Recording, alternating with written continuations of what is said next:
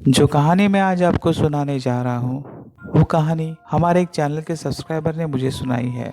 उसने अपना नाम और जगह बताने से मना किया है क्योंकि ये जो कहानी है वो उसके साथ घटी हुई है।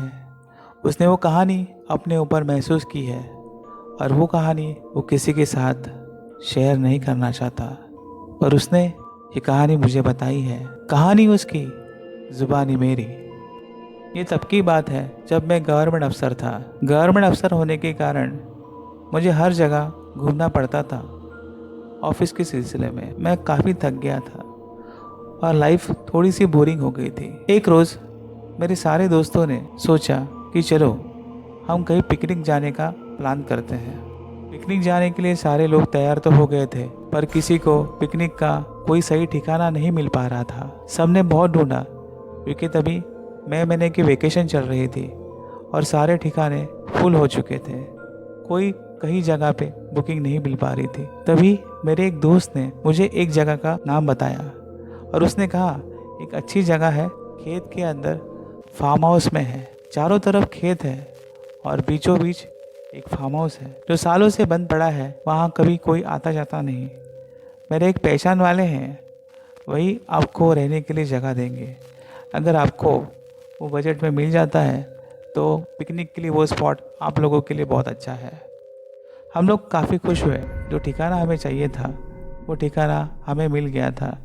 दूसरे ही दिन सारे लोग वो फार्म हाउस आके पहुँचे। जगह बड़ी अच्छी थी। देखकर मेरे सारे दोस्त और मैं काफ़ी खुश हुआ। हमें ऐसा लग रहा था कि हम जन्नत में आ गए हैं।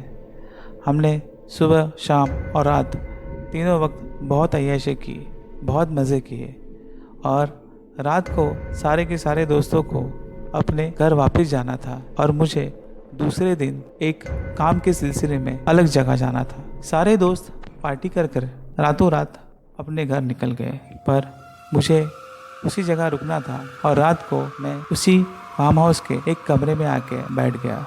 कमरा काफ़ी पुराना था, पर एक अलग चीज़ मुझे दिखाई दी। पूरे कमरे में एक ही बल्ब था जो कोने में जल रहा था। उसका उजाला काफ़ी थोड़ा सा था और कमरे के अंदर 4 बेड थे और चारों बेड में से एक बेड पे जाके मैं सो गया। काफ़ी देर तक मैं बैठा रहा, उसके बाद मैं लेट गया। कमरे के अंदर मुझे काफ़ी गर्मी हो रही थी और मुझे खुले में सोने की आदत थी। पंखा भी ठीक तरीके से काम नहीं कर रहा था। मुझे बहुत घुटन सी हो रही थी। इसकी वजह से मैंने घर के सारे दरवाजे और खिड़कियाँ खोल दी, पर दरवाज़ा जोर जोर से पटक रहा था, इसलिए मैंने दरवाजे को अंदर से कड़ी लगा दी और मैं अपने बेड के ऊपर आके सो गया। थोड़ी देर के बाद अजब सी हवाएं चलने लगी। कुछ हवाओं का रुख अलग सा था। इससे पहले हवा का ऐसा आवाज़ मैंने कभी पहले से नहीं सुना था। तो अलग सा मौसम भी हो रहा था और खिड़कियाँ जोर जोर से बजने लगी थी। हवा इतनी तेज हो रही थी कि खिड़कियां एक जगह पे रुकी नहीं रही थी। मेरी नज़र खिड़की के ऊपर पड़ी और जो मैंने देखा वो मैं बयान नहीं कर सकता था। जो खिड़की के अंदर से मैं देख रहा था वो कुछ अलग और कुछ भयानक सा था। खिड़की के बाहर मुझे एक साया यहाँ से वहाँ और वहाँ से यहाँ जाते हुए नजर आ रहा था। मैं उसे देख पा रहा था या नहीं देख पा रहा था, मुझे समझ में ही नहीं आ रहा था, क्योंकि वो चीज़ क्या थी मुझे समझ में ही नहीं आ रही थी। जो मुझे दिखाई दे रही थी और नहीं भी दिखाई दे रही थी। थोड़ी देर के बाद मुझे जो भी चीज़ थी वो खिड़की के अंदर आ गई और वो चीज़ मैंने जो देखी वो कोई चीज़ नहीं थी, वो कोई औरत थी जो खिड़की में से अंदर आ गई थी। उसके सफ़ेद से बाल थे और मुंह पूरा काला था और उसके सर के ऊपर बड़े बड़े लाल टिक्के लगे हुए थे।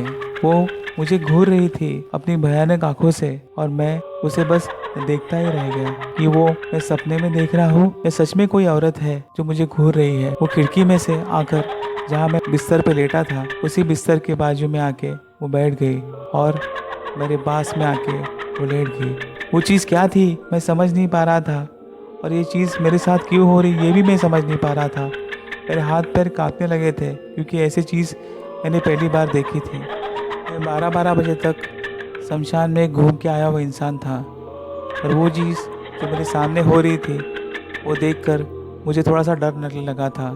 कई सालों पहले मेरा रास्ते में एक एक्सीडेंट हुआ था और वो एक्सीडेंट कैसे हुआ था शायद मैं कभी नहीं जान पाया, क्योंकि वो अंधेरी रात में शायद मेरे मोटरसाइकिल के पहिए में किसी ने लकड़ी डाल दी थी, वो भी अंधेरे में। आसपास कोई भी नहीं था और मेरा उस जगह एक्सीडेंट हो गया था और वो रात अमावस्या की रात थी। इसकी वजह से मेरी बीवी ने मुझे राम रक्षा का कवच और मंत्र दिया था। कभी भी तुम्हें डर लगे या कोई अनहोनी तुम्हारे साथ हो तो ये राम रक्षा का कवच हमेशा अपने पास रखना। और वो औरत को और उसका साये को मैंने जब भी देखा, मेरे मुंह से राम राम राम राम राम करके शब्द बाहर आने लगे। जैसे ही वो काले साये ने वो शब्द सुने, वो जाने लगी।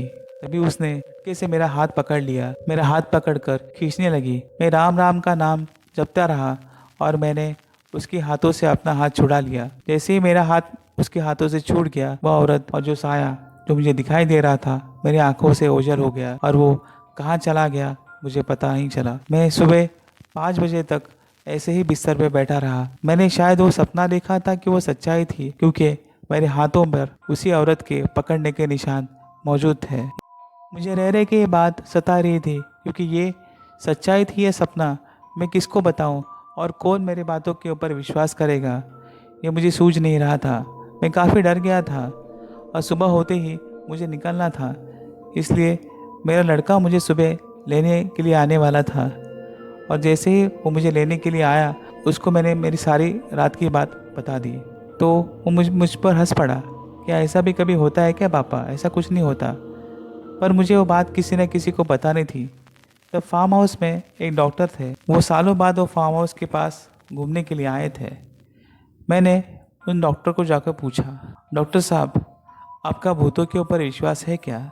डॉक्टर ने एक ही जवाब दिया, अगर भगवान के ऊपर आपको भरोसा है, वो दिखाई नहीं देते पर होते हैं। वैसे ही भूत दिखाई नहीं देते पर होते हैं।